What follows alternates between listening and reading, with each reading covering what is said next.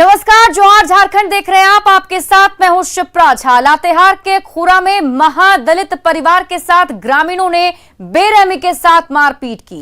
इससे भी मन नहीं भरा तो गरीबों की झोपड़ियों में आग लगा दी। ये सब पंचायत के मुखिया हुलास सिंह के सामने हो रहा था। इस दौरान महादलित छोड़ने की गुहार लगा रहे थे, लेकिन किसी ने उनकी गुहार नहीं सुनी। बताया जा रहा है कि महादलित लंगा गांव में झोपड़ी बनाकर रह रहे थे। इससे ही कुछ ग्रामीण नाराज थे और महादलित की पिटाई कर दी। जब तक पुलिस घटनास्थल पर पहुंची तब तक महादलित परिवार डर से कहीं और चले गए। अब इस पूरे मामले में पुलिस ने 3 आरोपियों को गिरफ्तार कर जेल भेज दिया है। कई अज्ञात पर भी प्राथमिकी दर्ज कराई गई है। एसडीपीओ ने जल्द ही बाकी लोगों की गिरफ्तारी का भरोसा दिलाया है। मामले में नया एंगल ये आ रहा है कि कुछ लोग दलित समाज के बच्चों को जबरदस्ती शराब पिला रहे थे, जिसका विरोध करने पर दबंगों ने उनके साथ मारपीट की। और ये एक्सक्लूसिव तस्वीर आपको दिखा रहे हैं। देखिए, लातेहार में महादलित परिवार पर दबंगों का कहर देखने को मिला है। यहाँ पर लगातार महादलित के परिवार छोड़ने की गुहार लगाते रहे, लेकिन लंका खड़िया है। अब मार पीटे कर दिया तो क्या कहूँ। अब गलती तो माफ कर रहे हैं, अब क्या करूँ। अच्छा, अब कपार पर न चढ़ जाएंगे। अब 10 गो दिन रहेगा, हम एगो रहेंगे तो मार के हमारा तो जान बीगे दिएगा। हाँ, और सरकारी नियम के तहत जो है कि उनको राशन कार्ड के लिए अप्लाई भी किए हुए थे, लेकिन फिर भी चूंकि आपस में विवाद किया, उसके बाद फिर ये लोग अपना बुढ़िया बिस्तर लेकर के यहाँ से निकल गया, जबकि दोनों के बीच में आपस में हम समझौता करा दिए। फिर तो लातेहार से खबर आपको बता रहे हैं, महादलित परिवार पर दबंगों का कहर देखने को मिला है। मारपीट किया गया है महादलित परिवार के लोगों के साथ, और ये तस्वीरें आपके टीवी स्क्रीन पर।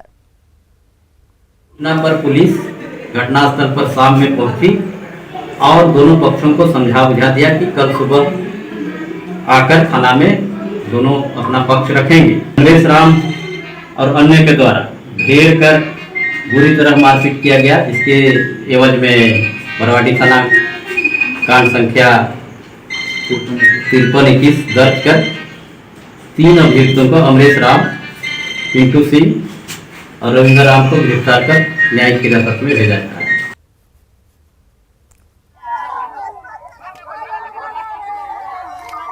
और इस खबर पर अधिक जानकारी के साथ हमारे सहयोगी संजय भारती हमारे साथ फोन लाइन पर जुड़े हुए हैं, उनसे अपडेट लेते हैं। संजय, देखिए, पहले तो मामला ये था कि महादलित परिवार के साथ मारपीट की गई, पुलिस ने आरोपियों को गिरफ्तार कर जेल भेजा है, लेकिन अब जो ये नया एंगल सामने आ रहा है कि शराब पिलाई जा रही थी, वो भी जबरदस्ती, इसको लेकर क्या कुछ जानकारी मिल पा रही है? जी शिप्रा, आपको हम बता दें कि ये जो जानकारी सामने आ रही है, इसमें मुसहर परिवार के बच्चों को जो है शराब जबरदस्ती कुछ ग्रामीणों के द्वारा पिलाया जा रहा था, जिसका विरोध स्वाभाविक है कि परिवार के लोगों ने किया, और इस विरोध के कारण ही उन लोगों को पीटा गया। और पिटाई आप देख सकते हैं कि काफी जोरदार पिटाई हुई है। नंगी पीठ पर डंडे बरसाए गए हैं। शिप्रा जी, संजय, पुलिस की तरफ से कहा गया है कि आरोपियों की गिरफ्तारी तो कर ली गई है, लेकिन फिलहाल जो महादलित परिवार वहां पर रह रहे थे, वो जानकारी ये थी कि वो वहां से कहीं और चले गए हैं। तो क्या अब वो लोगों को वापस लाने की कवायद शुरू की जा रही है, वहीं पर वापस से बसाया जाएगा? शिप्रा, मैं आपको बताना चाहता हूं कि इस घटना से जो दलित परिवार है, महादलित परिवार है, काफी आहत हुआ है, और इसी दर्द के कारण उन्होंने गांव को छोड़ दिया और दूसरी जगह प्लान। ऐसे तो उनका स्वभाव खाना बदोशी है, मगर काफी दिनों से वो वहां रह रहे थे, मगर इस तरह की घटना ने उनका दिल तोड़ दिया है, और कहीं न कहीं इसी कारण से उन्होंने तुरंत ही उस जगह को छोड़कर दूसरी जगह की ओर पलायन कर दिया। चलिए, बहुत बहुत शुक्रिया तमाम जानकारी के लिए। 30 जून को वेज रिवीजन को लेकर बोकारो स्टील प्लांट में प्रस्तावित हड़ताल को लेकर हंगामा हो गया। इंटक से संबंध बोकारो स्टील वर्कर्स यूनियन के शामिल नहीं होने की सूचना पर बोकारो के सेक्टर 2 स्थित बोकारो स्टील वर्कर्स यूनियन के कार्यालय में सेल के कर्मियों ने जमकर हंगामा किया। इस दौरान दोनों ओर से जमकर नारेबाजी हुई और नौबत हाथापाई तक आ गई। देखते ही देखते कार्यालय के बाहर हंगामा होने लगा और पूरा इलाका रणक्षेत्र में तब्दील हो गया। दोनों पक्षों के नेताओं के खिलाफ नारेबाजी होने लगी। कि हम लोग जो है वो स्ट्राइक नहीं करेंगे। हम लोग 15-35-9 से कम में मानने को तैयार नहीं हैं और हम लोगों को इस मांग को जो भी इसको डाइल्यूट करने का प्रयास करेगा हम लोग उसका विरोध करेंगे। हम लोगों ने देखा है मीटिंग का वीडियो में कि संजीवा रेड्डी साहब जो है वो स्ट्राइक करने के पक्ष में नहीं है। तो इंजीनियर लोग हमसे कहे कि आप हमारा गार्जियन हैं, आपके साथ हम हैं, लेकिन संजीव रेड्डी मुर्दाबाद। हमने अगर सुनो, हमारे सामने हमारे बाप को गाली दोगे तो तुम जिंदा नहीं रह सकोगे, ये मेरा कहना है। चतरा के सदर थाना पुलिस ने 2293 किलो डोडा के साथ 6 तस्करों को गिरफ्तार किया है। डोडा के 135 प्लास्टिक के बोरे में पैक किया गया था। पुलिस ने एक ट्रक, स्कॉर्पियो और 6 मोबाइल को जब्त किया है। गिरफ्तार तस्करों में 4 चतरा के और 2 राजस्थान के रहने वाले बताए जा रहे हैं और इस बड़ी कार्रवाई के बाद तस्करों के बीच हड़कंप मचा है। एक ब्लैक रंग का स्कॉर्पियो जो राजस्थान नंबर का है स्कॉट करता हुआ पाया गया। साथ में एक ट्रक जो है 12 चक्का ट्रक, वो भी राजस्थान नंबर से है। पुलिस को देख के दोनों भागने का प्रयास किए। पुलिस ने खदेड़ कर दोनों गाड़ी के ड्राइवर और साथ में बैठे हुए लोगों को गिरफ्तार किया। और इसी बीच बड़ी खबर रामगढ़ से, जहां सीसीएल और गड्ढा एरिया के रेली गढ़ा कोलियरी के कोयले के भंडार में आग लग गई। आग को बुझाने का प्रयास प्रबंधन की ओर से देर से शुरू किया गया। बताया जा रहा है कि रेली गढ़ा कोलियरी में आउटसोर्सिंग से निकाले गए कोयले के डिपो में 2 दिन पहले आग लगी है। इस आग से डिपो में पड़े करीब 45,000 टन कोयले के भंडार में आग लगने की आशंका जताई जा रही है, जिससे सीसीएल को करोड़ों का नुकसान हो सकता है। आपको बता दें कि कोलियरी में विवाद की वजह से 22 अप्रैल से कोयले का उत्पादन बंद है। वहीं प्रबंधन डिपो में पड़े कोयले को हाईवा और ट्रक के जरिए उठाकर दूसरी जगह पहुंचाने में जुटा है। शुरू में अगर इसको बुझाने का काम करते। और बड़ी खबर दुमका से, जहां पुलिस ने हथियार के साथ अपहरण गिरोह के सरगना देवराज दत्त को गिरफ्तार कर लिया है।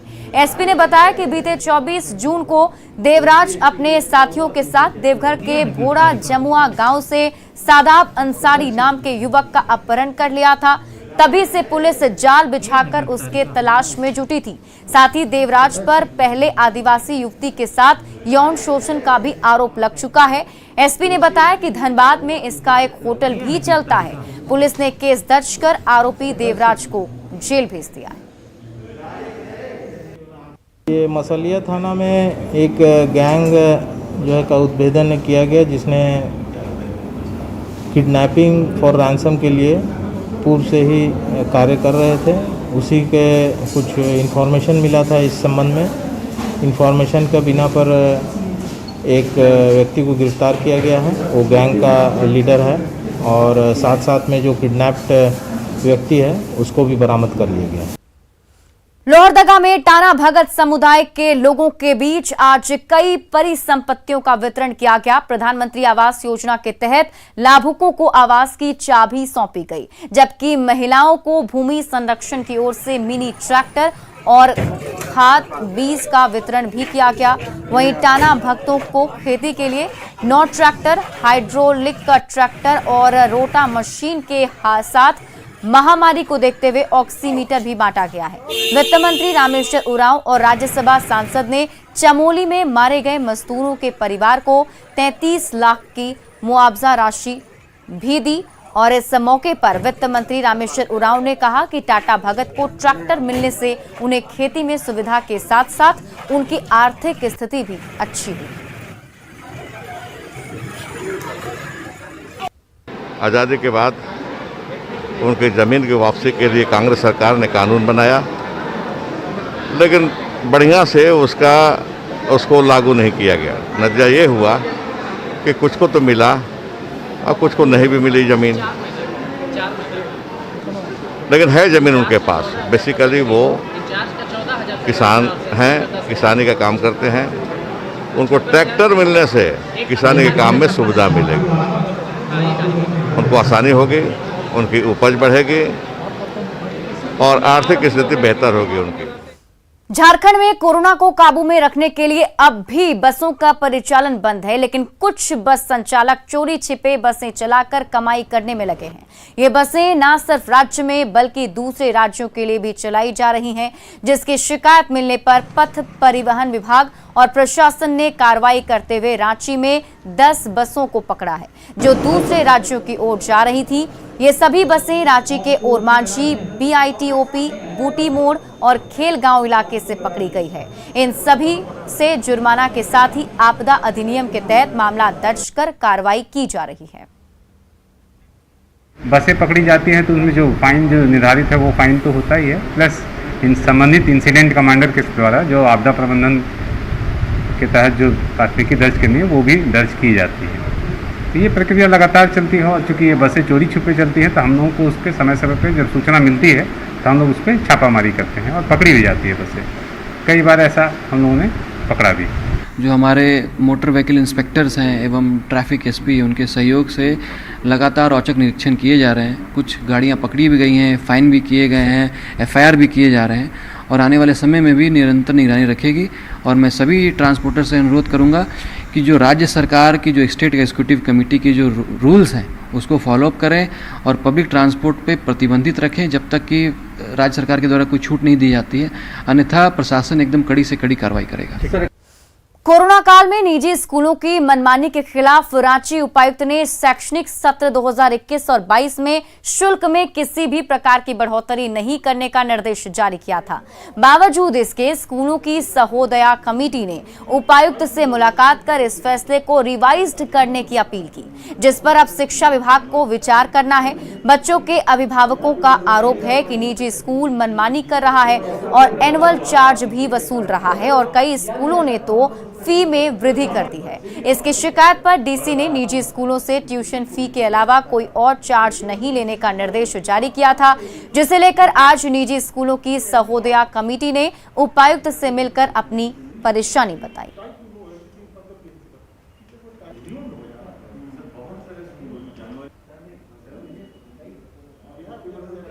इस साल का अभी DC साहब से बात हुआ है, उन्होंने फिर दे रहा है उसमें रिव्यू भी, उसमें भी क्लियर बताया गया है ना। सुप्रीम कोर्ट का जो है वर्डिक्ट है, दिल्ली हाई कोर्ट का जो वर्डिक्ट है, उसमें बताया गया जी 21-22 सेशन में कोई कटौती किसी में नहीं किया जाएगा। सर लेकिन कई लोग जो हैं, आप सिर्फ शिक्षक का एक तरफ देख रहे हैं, लेकिन दूसरा पहलू है जो लोग हैं, सुनिए, हम समझ गए आपका बात।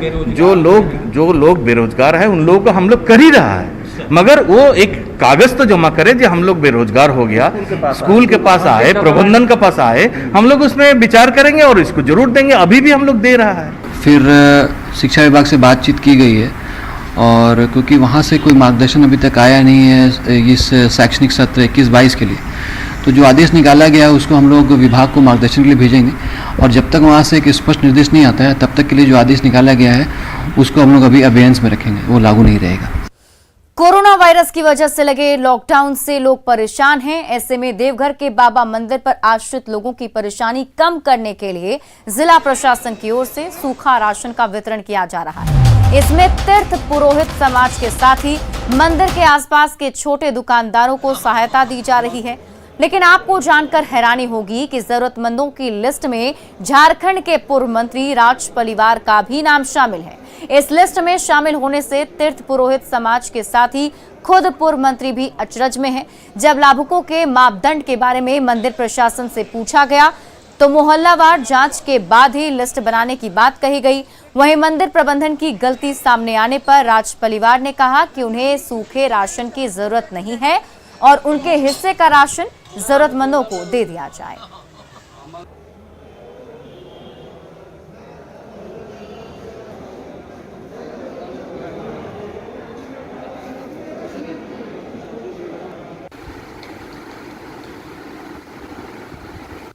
और ये यूपीए की सरकार है, यानी उल्टा पुल्टा सरकार।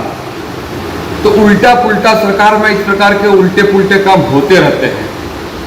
ये इस सरकार का काम करने का तौर तरीका है। ये एक वानगी है कि जिसका नाम, जिन जरूरतमंदों का नाम खाद्यान्न सूची में होना चाहिए उनका नाम उन लोगों ने दर्ज नहीं किया है और जिनका नाम दर्ज नहीं होना चाहिए उनका नाम दर्ज किया है। यह सरकार के काम करने का एक वानगी है। ये उल्टा पुल्टा सरकार है, सब काम ये उल्टा पुल्टा कर रही है। इसी कारण से उस सूची में मेरा नाम भी दर्ज हो गया है। मैं फिर से निवेदन करता हूं।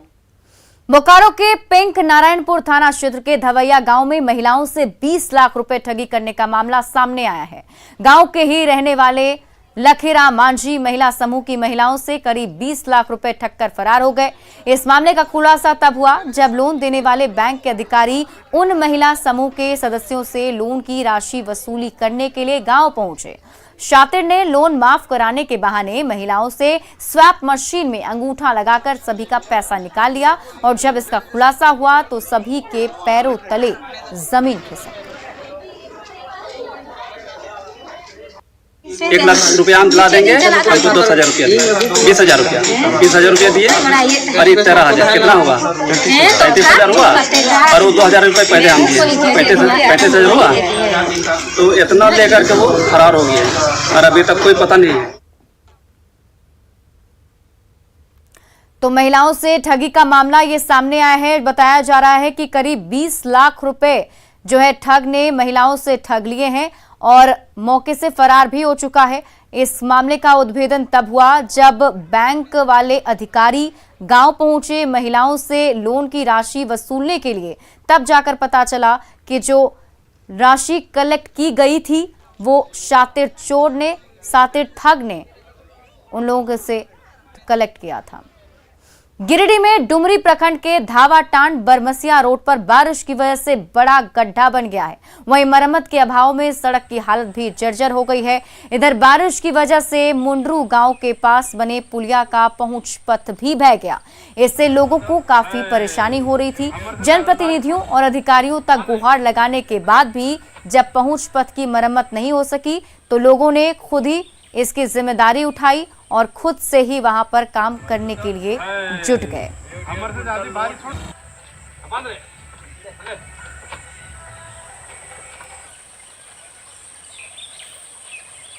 और यहां वक्त हो चला एक छोटे से ब्रेक का, जल्द लौटते हैं।